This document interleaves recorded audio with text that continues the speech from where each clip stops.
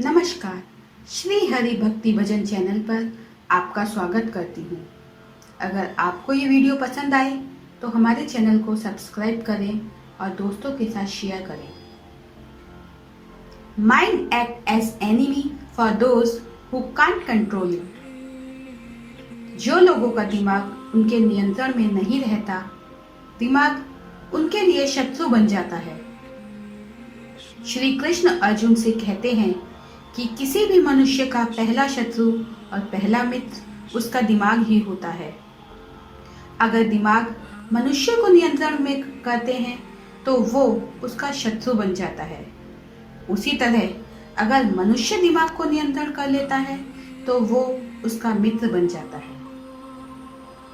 जब हम अपने दिमाग के नियंत्रण में आ जाते हैं तो उसी समय पाप का मार्ग भी खुल जाता है, और जब पाप का मार्ग खुलता है तब कली का प्रभाव पड़ना शुरू हो जाता है।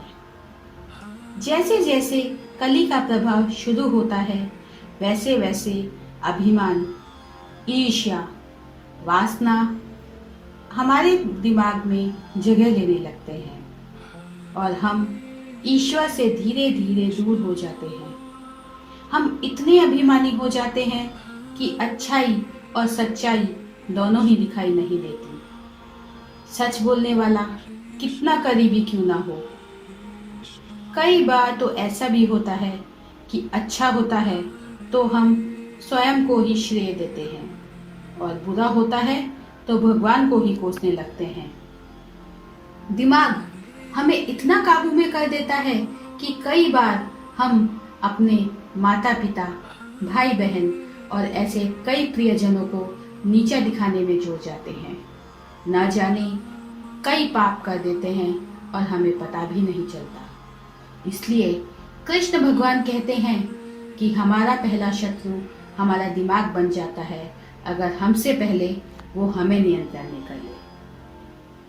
उसी तरह अगर हम अपने दिमाग को काबू करते हैं तो उसी समय हम अपने भगवान को चुन लेते हैं, और जब हम अपने भगवान को चुनते हैं तो हमारे दिल में दया, करुणा, धैर्य, प्रेम भाव जागृत होने लगते हैं और धीरे धीरे हम धर्म की ओर बढ़ने लगते हैं।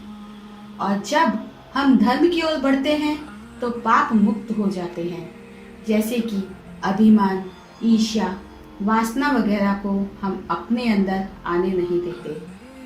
हाँ, ये करना थोड़ा मुश्किल है पर नामुमकिन नहीं। आप सोच रहे होंगे कि मुश्किल है तो कंट्रोल कैसे करें।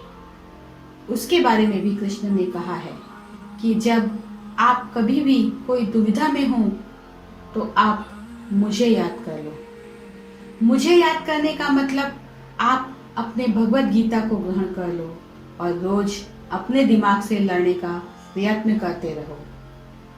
ये योगा, मेडिटेशन और ये जो हम भगवान की माला जपते हैं तब हम अपने दिमाग को काबू में ही करते हैं, और जब हम दिमाग को नियंत्रण कर देते हैं तब हमारा हृदय प्रेम भावना और निष्पाप बन जाता है और ईश्वर हमारा साथ कभी नहीं छोड़ते। इसलिए दोस्तों, अब आपको अपने माइंड के नियंत्रण में रहना पसंद है या आप अपने माइंड को नियंत्रण में करना चाहते हैं, ये आपके ऊपर निर्भर करता है।